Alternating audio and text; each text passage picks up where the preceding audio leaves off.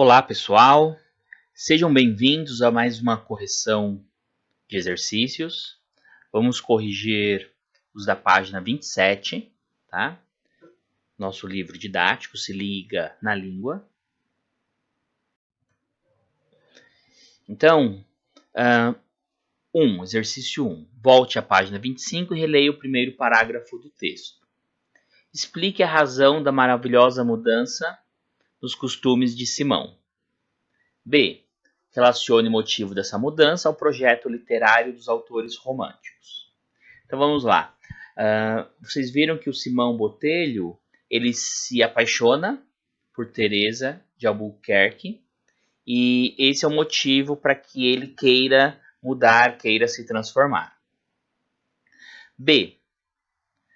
De acordo com alguns autores, a resposta do B, de acordo com alguns autores da escola romântica, o amor teria o poder de promover mudanças significativas, daí ser coerente a brusca transformação de Simão Botelho após apaixonar-se por Teresa.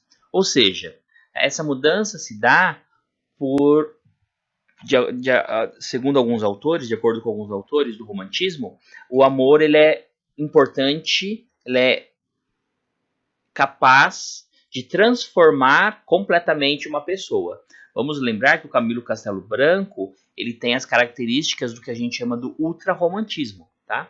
Então, para ele, essa ideia, o amor, embora ele entenda o amor como idealizado, mas nessa perspectiva, o amor ele tem como ideia central a transformação das pessoas. 2. O excelente manejo da língua portuguesa e o tipo de narrador criado por Camilo Castelo Branco contribuíram para sua popularidade e para a sedução de inúmeros leitores, principalmente leitoras, do século XIX. Essa afirmação se aplica ao texto lido? Justifique sua resposta.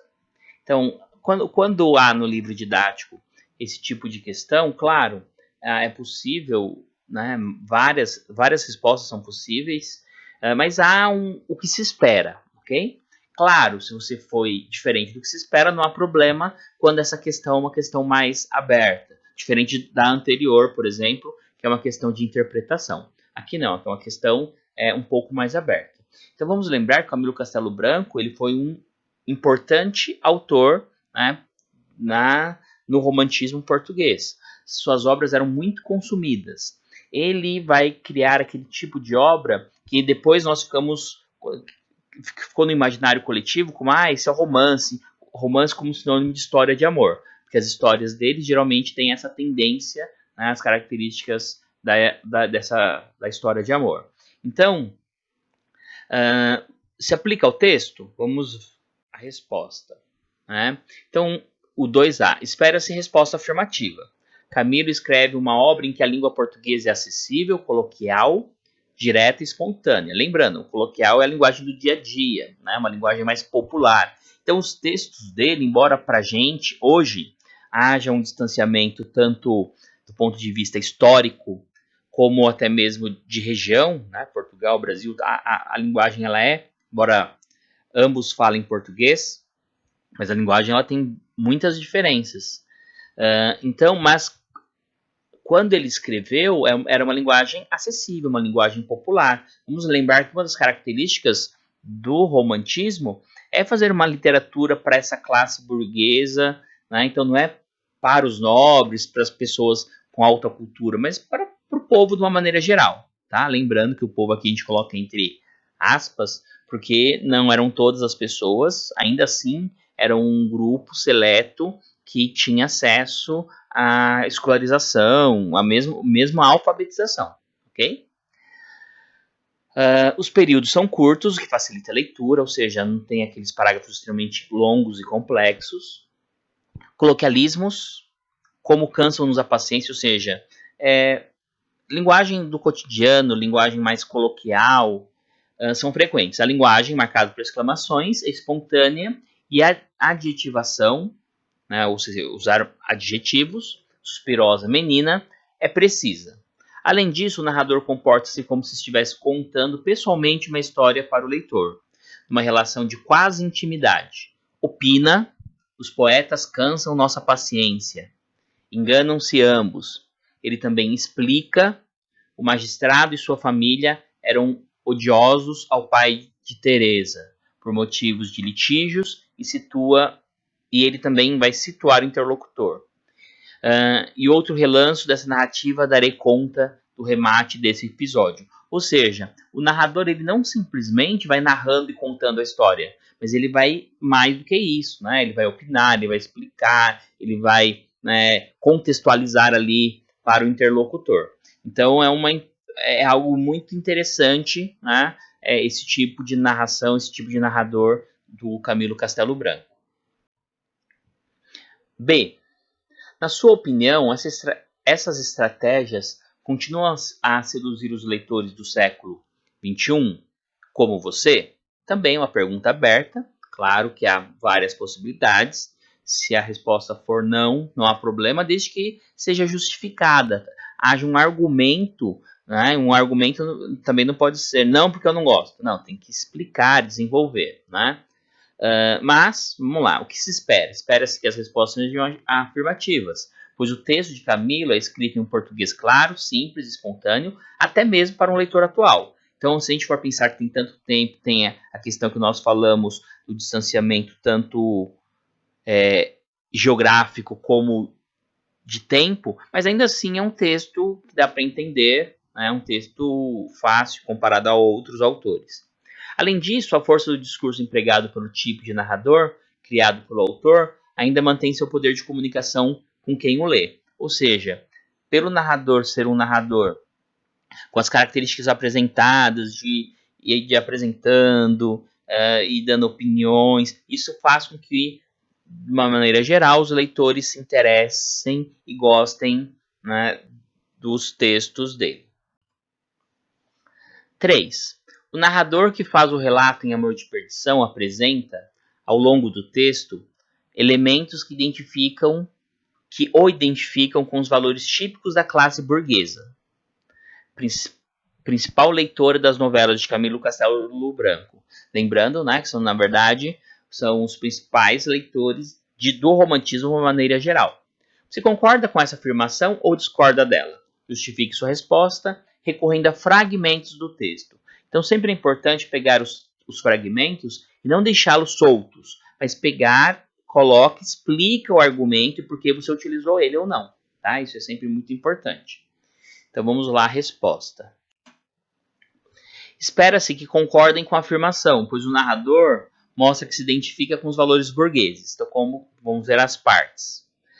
Como justificativa de respostas, podem ser citadas as seguintes passagens. As companhias da ralé desprezou-as. Ralé é o termo, né, coloquial utilizado para as classes mais desfavorecidas ou menos favorecidas, né? Então, os mais pobres, né, é até um pouco pejorativo, mas eles chamam de ralé. Recolhimento que o sequestrava da vida vulgar, outra possibilidade. Rica herdeira, né? Regularmente bonita e bem nascida, então são termos que relacionam aí a burguesia. Ela esperava que seu velho pai falecesse para lhe dar o seu grande patrimônio, ou seja, é uma visão extremamente burguesa, né, de herança e ter também um patrimônio. Estudava com fervor, como quem já dali formava as bases do futuro, renome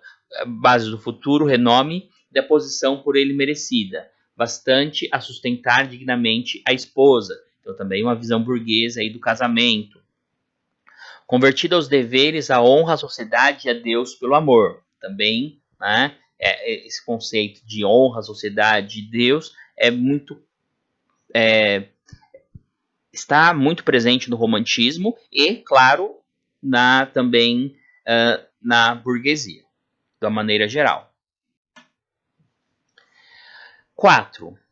Mesmo sendo um escritor ultrarromântico, Camilo Castelo Branco cria um narrador crítico, que vai, inclusive, contra determinados clichês que caracterizam a literatura da primeira metade do século XIX. Então, como nós falamos, ele está inserido no ultrarromantismo. O ultrarromantismo ele tem uma tendência de ser, né, ficou no imaginário coletivo, aquela ideia do romance. Romance a gente pensa no ultrarromantismo, né? Então, quando a gente fala de uma maneira geral sobre romantismo, são poucas pessoas que vão associar ao nacionalismo, que vão relacionar a características, por exemplo, da independência do Brasil, ou mais críticas como o navio negreiro e etc. Mas a maior parte das pessoas, de uma maneira geral, vão relacionar ao ultrarromantismo, tá?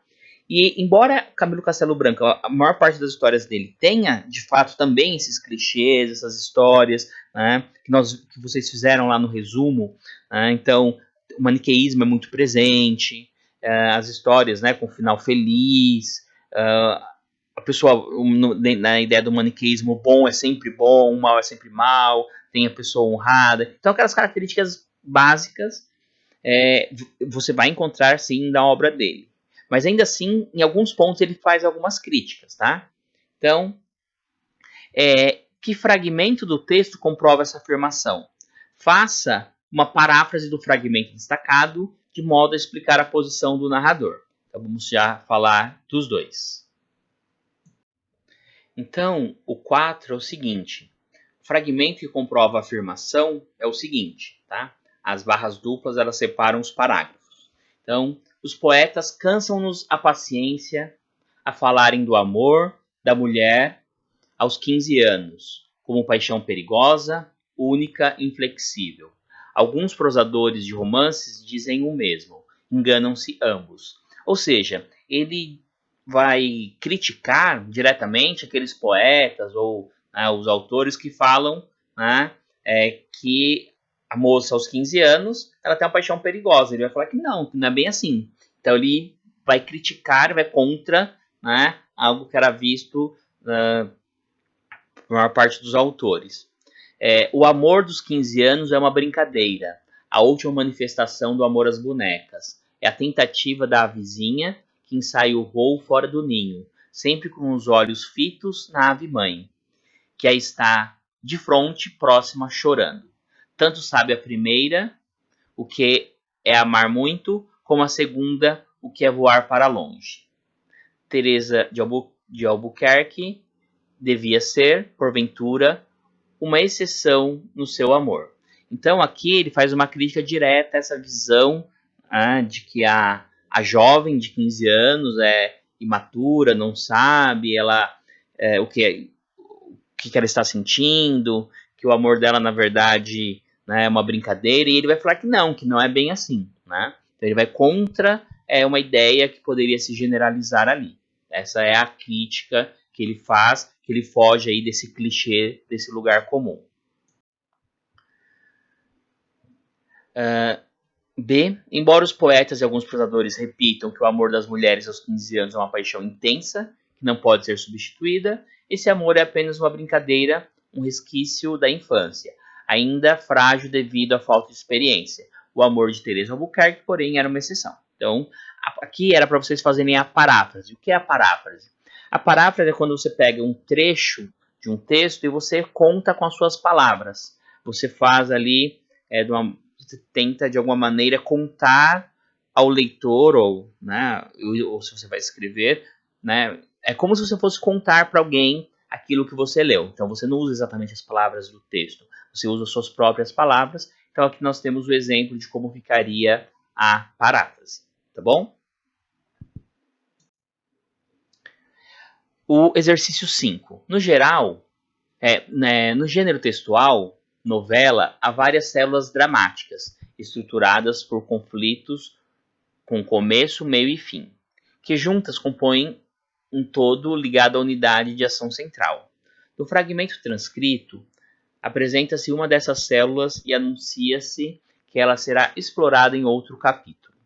Identifique essa célula e já o B, mesmo não tendo lido o livro todo, é possível inferir é deduzir, pressupor, a importância que essa célula dramática tem para a construção de um universo coeso e uno, explica essa afirmação.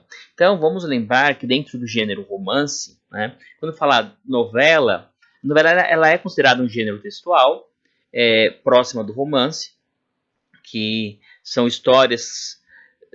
geralmente quando você tem uma história principal e várias histórias paralelas, que elas podem de alguma maneira se cruzar ou não, tá? Daí depende um pouco de cada situação, mas de uma maneira geral, diferente do conto, que tem uma única história central e personagens, pode ter personagens secundários, mas eles não podem simplesmente não ter uma função importante na história. Já na novela, no romance, de uma maneira geral, isso acontece sem problema algum, tá bom? Então, vamos lá identificar qual parte é esta.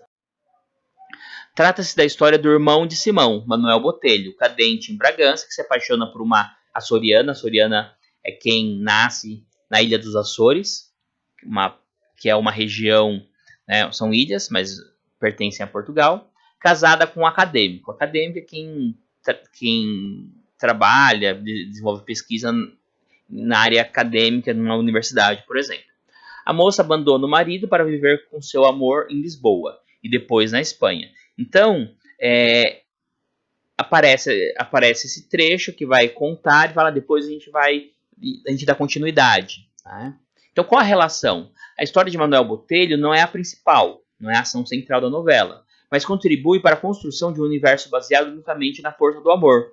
Ou seja, mostra que o amor é capaz de todas as coisas. Da mesma maneira que o irmão é capaz de mudar, a açoriana ela pode abandonar o casamento dela para viver com ele, né? Então, ou seja, o amor pode todas as coisas. Então, embora não faça parte da ação central, mas reforça toda a ideia ali, né, da história ali no romantismo, de que o amor pode tudo.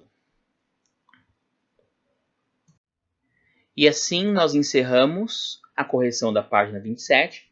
Qualquer dúvida você pode me escrever, tá bom? Bons estudos e até a próxima!